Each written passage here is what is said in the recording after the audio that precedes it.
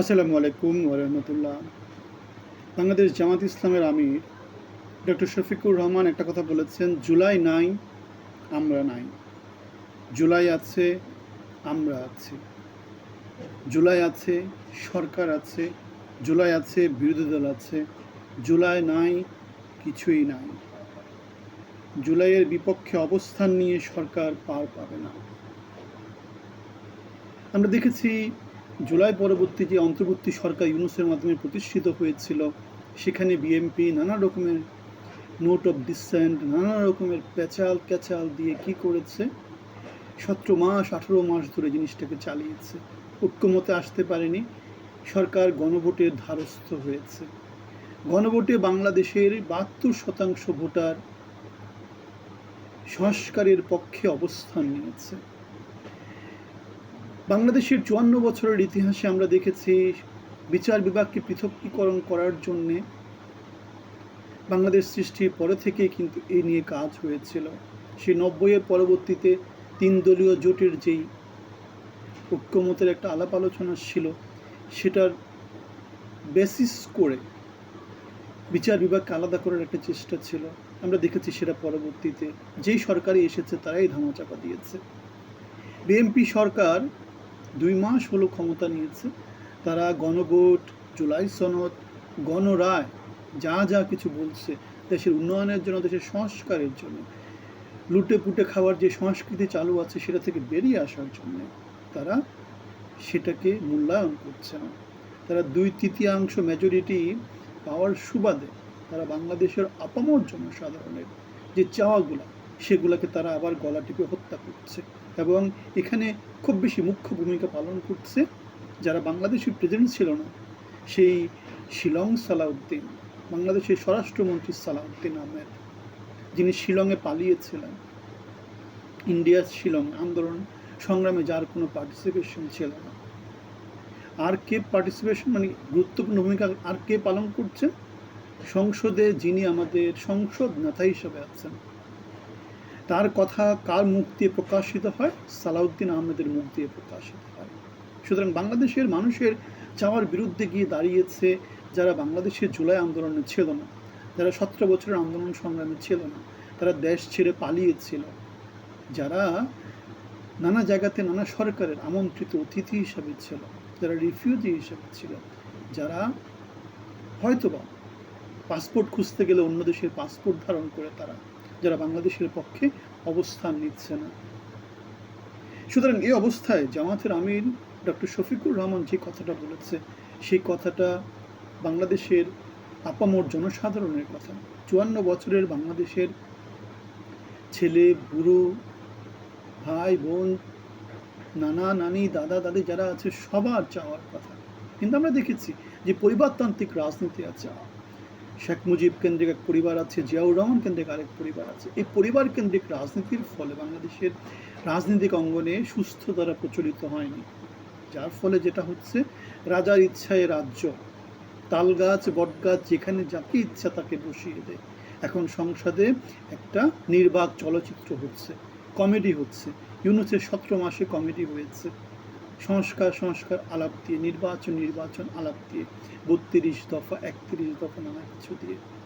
এখন গত 2 মাসে আমরা দেখতে পেয়েছি সংসদটা হয়ে গেছে সেই হাসিনার সংসদের মতোই কমেডি। সংসদে জনগণের উন্নয়নের জন্য, দেশের উন্নয়নের জন্য যে আলাপ আলোচনা করা দরকার ছিল, সেখানে আমরা দেখতে পাচ্ছি ঘন্টার পর ঘন্টা দিয়ে জনগণের ট্যাক্সের টাকা খরচ করে তারা নাটক করে যাচ্ছে।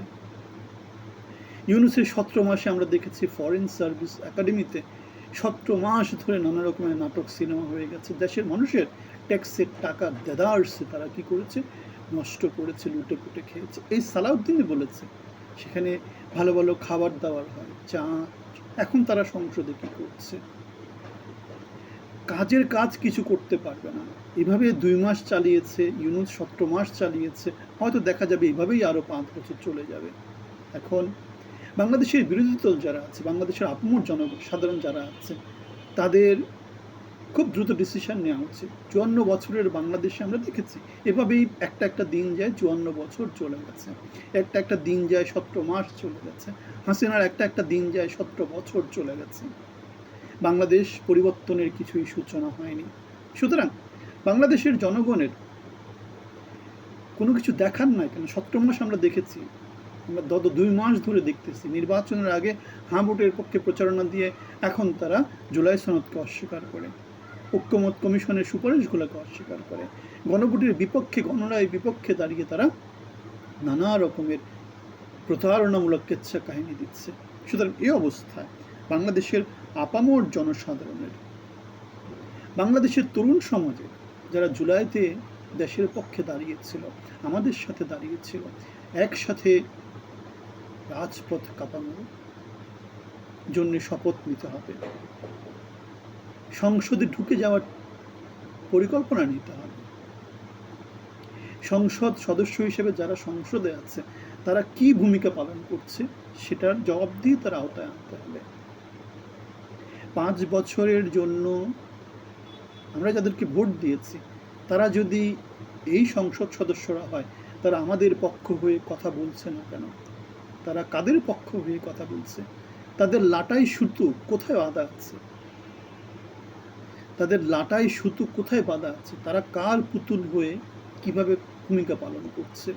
আমরা দেখতে পেয়েছি ইলিয়াস আলী, যিনি গুম হয়েছিলেন, যার পেটে সিমেন্টের বস্তা ভরে দিয়ে বাংলাদেশের আইন শৃঙ্খলা বাহিনীর লোকজন শীতলক্ষাতে ডুবিয়ে দিয়েছিল, সেই ইলিয়াস আলীর বধূ, যিনি এখন বাংলাদেশ জাতীয়তাবাদী দলের সংসদ সদস্য হয়ে সংসদে গিয়েছেন, তিনি গুম প্রতিরোধে ইউনূস সরকার যে কমিশন তৈরি করেছিল, তাদের যে সাজেশন দিয়েছিল, সেগুলোর বিরুদ্ধে অবস্থান নিয়েছেন। তাহলে এই অবস্থায় আমরা দেখতে পাচ্ছি পরিবারতান্ত্রিক রাজনীতি, বাংলাদেশের প্রতারণামূলক যে রাজনীতি, ধ্বংসাত্মক যে রাজনীতি, জনগণের বিরুদ্ধে গিয়ে দাঁড়ার যে রাজনীতি, সেই রাজনীতিটা বিএনপির হাত দিয়েও চলমান আছে।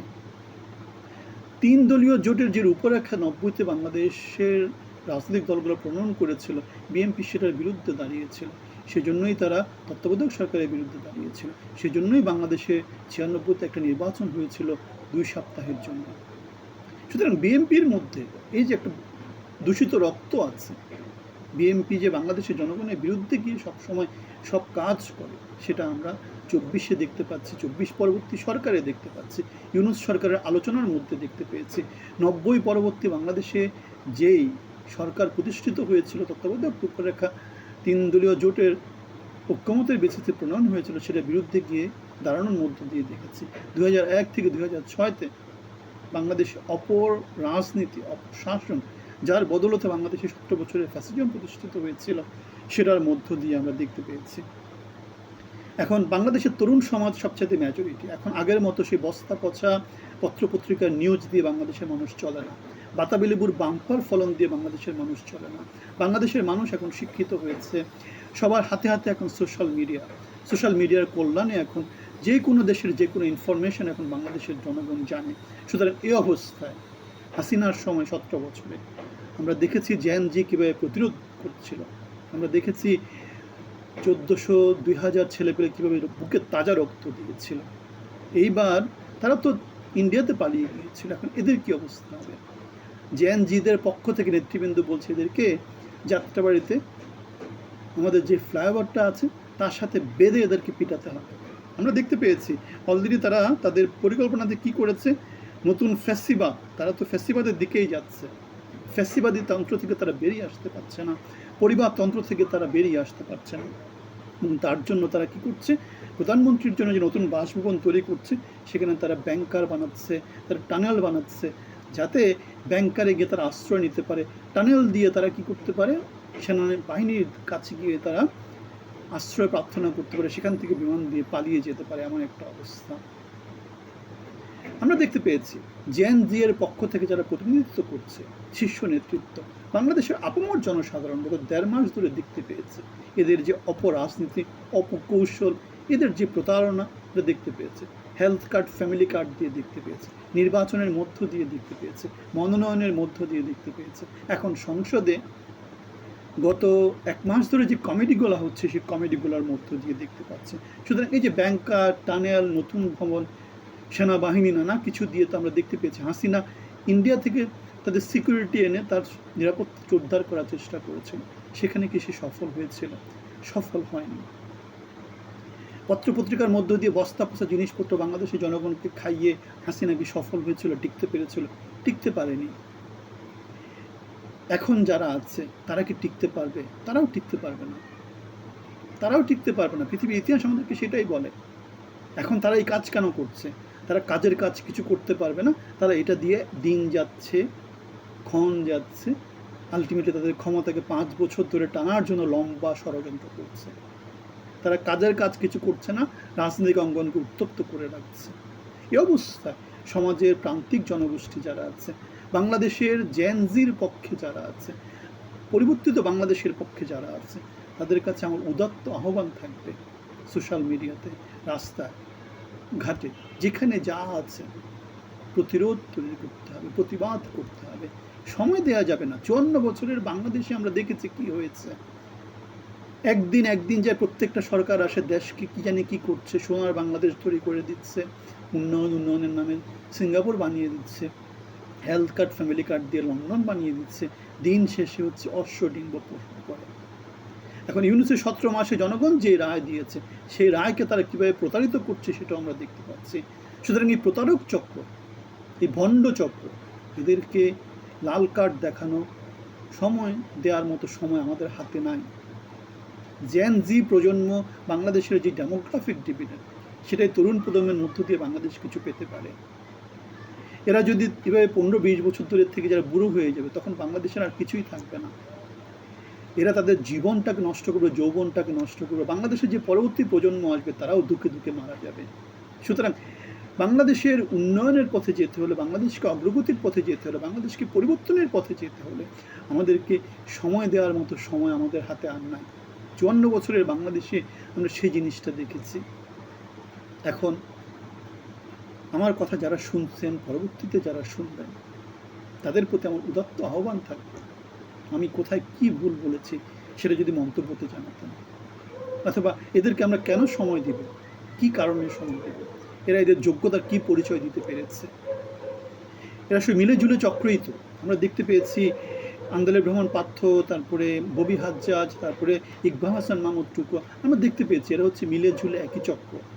54 বছর ধরে যেই চক্র বাংলাদেশকে শাসন করেছে, ইউনূস এদেরকে লন্ডন বৈঠকের মধ্য দিয়ে আবার সেই ক্ষমতা এনেছে। বাংলাদেশের মানুষের যে চাওয়াটা, সেই চাওয়াটার বিরুদ্ধে গিয়ে দাঁড়িয়েছে। সেজন্য ইউনূস কি পাচ্ছে? সেফ এক্সিট পাচ্ছে, বাংলাদেশের জনগণ পাচ্ছে অশ্বডিম্ব। এই অবস্থা চাঁদাবাজ, মাস্তান, দখলদার, প্রতারক চক্র যারা 54 বছর ধরে বাংলাদেশকে শাসন করেছে, তাদেরকে লাল কার্ড দেখানোর জন্য আমার মনে হয় এটা হচ্ছে উপযুক্ত সময়। এইভাবে চলতে পারে না বছরের পর বছর ধরে। 24শে জুলাই হয়েছে, 25 চলে গেল, এখন 26শে জুলাই। এরা এভাবে 5 বছর টানবে, তাইরে নাইরে করতে করতে আলটিমেটলি দিন শেষে দেখা যাবে যে তারা অশ্বডিম্ব প্রসব করেছে। নানা রকম ইস্যুময় জীবন করে হাসিনার মতো করে 17 বছর শাসন করবে।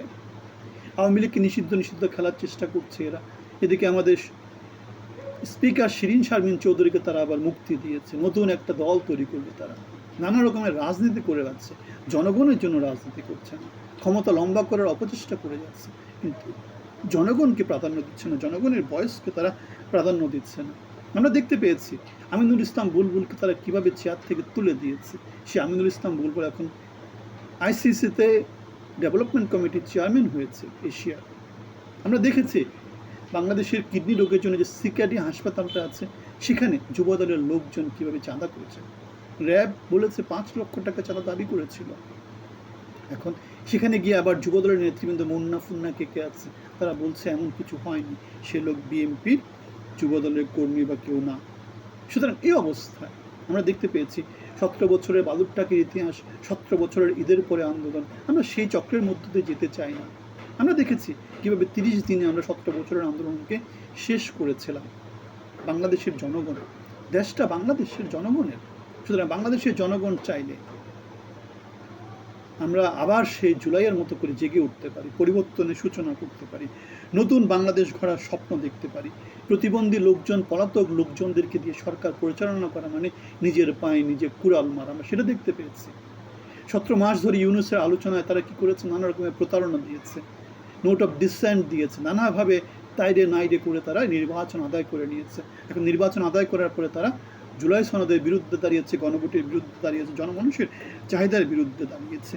এই অবস্থা বাংলাদেশের আপামর জনসাধারণ নব্য যে ফ্যাসিবাদ তৈরি হচ্ছে, সেই ফ্যাসিবাদকে অঙ্কুরেই বিনাশ করবে, নাকি এটাকে আবার হাসিনার মতো মহিরুহ হিসাবে তৈরি করতে সুযোগ দিবে, সেটা বাংলাদেশের জনগণের কাছে আমার প্রশ্ন থেকে গেলাম।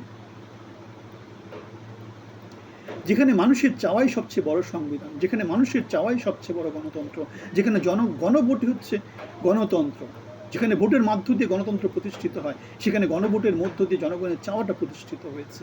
ইউনূস গণভোট দিয়ে জনগণের চাহিদাকে বাংলাদেশের শাসনতন্ত্রের মধ্যে প্রতিফলিত করার চেষ্টা করেছিল, এবং এর থেকে যোগ্যতম উপায় আর কিছু নাই। সুতরাং এই অবস্থায় যে প্রতারক চক্র বাংলাদেশের জনগণের বিরুদ্ধে গিয়ে দাঁড়িয়েছে, তাদের বিরুদ্ধে কথা বলাটা আমার, আপনার, আমাদের সকলের যার যার অবস্থান থেকে অত্যন্ত ইমানি দায়িত্ব। এই অবস্থায় আমরা 71, 91, 24কে অস্বীকার করে দিয়ে 71কে চিন্তা করার কোনো কিছু নাই, 24কে বাদ দিয়ে 91কে চিন্তা করার কিছু নাই। কেন 24 হচ্ছে সর্বশেষ ইতিহাস, এটা আমাদের জীবন মরণ। 71 আমাদের কোনোভাবে প্রভাবিত করে না, 91 আমাদের কোনোভাবে প্রভাবিত করে না। আমাদেরকে যেটা প্রভাবিত করে প্রত্যেক জীবনে, সেটা হচ্ছে সংসদে যে কমেডি হচ্ছে, সেই কমেডিটা। এভাবে যদি কমেডি করে 5 বছর চালায়, তাহলে বাংলাদেশের রাষ্ট্র ব্যবস্থাটা কোথায় গিয়ে দাঁড়াবে? হাসিনার সময় এই কমিটিটা তো হয়নি। যে আইনমন্ত্রী সে আইনের কথা বলেছে, যে স্বরাষ্ট্রমন্ত্রী সে স্বরাষ্ট্র নিয়ে কথা বলেছে। আমরা দেখতে পেয়েছি স্বরাষ্ট্রমন্ত্রী একই অঙ্গে কত রূপ, সে পলাতক ব্যক্তি একই রঙে কত রকমের রূপ দেখাচ্ছে। ঐক্যমত কমিশনে তারা ঐক্যমত গিয়েছে, ঐক্যমত কমিশনে গণভোটের পক্ষে গিয়েছে, এখন তারা গণভোটকে বলছে অবৈধ। জনগণ যেটা চাইবে সেটা সবসময় বৈধ, সবার উপরে বৈধ। কোথা থেকে শিলং পালাতক লোকজন এগুলা এসে, প্রতিবন্ধী লোকজন এসে আমাদেরকে এখন কি করছে, নানা রকমের ট্রেনিং দিচ্ছে, নানা রকমের পড়াশোনা করানোর চেষ্টা করছে। সুতরাং এই অবস্থা, জুলাই নাই, আমরাও নাই। জুলাই আছে, আমরা আছি। জুলাই আছে, সরকার আছে। জুলাই আছে, বিরোধী দল আছে। জুলাই নাই, কিছুই নাই। জুলাইয়ের বিপক্ষে অবস্থান নিয়ে সরকার পার পাবে না, বিরোধী দলও পার পাবে না। আমাদের দাবি হচ্ছে জুলাই নিয়ে, গণভোট নিয়ে, গণরায় নিয়ে তাইরে নাইরের করার কোনো রকমের সুযোগ আমরা দিতে চাই না।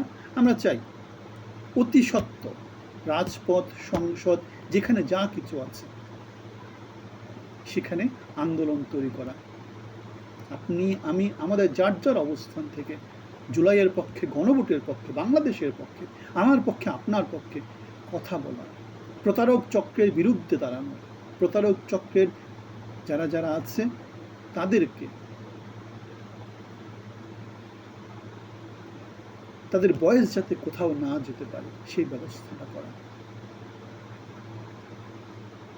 প্রতারকদের চিহ্নিত করা, কালো তালিকাভুক্ত করা,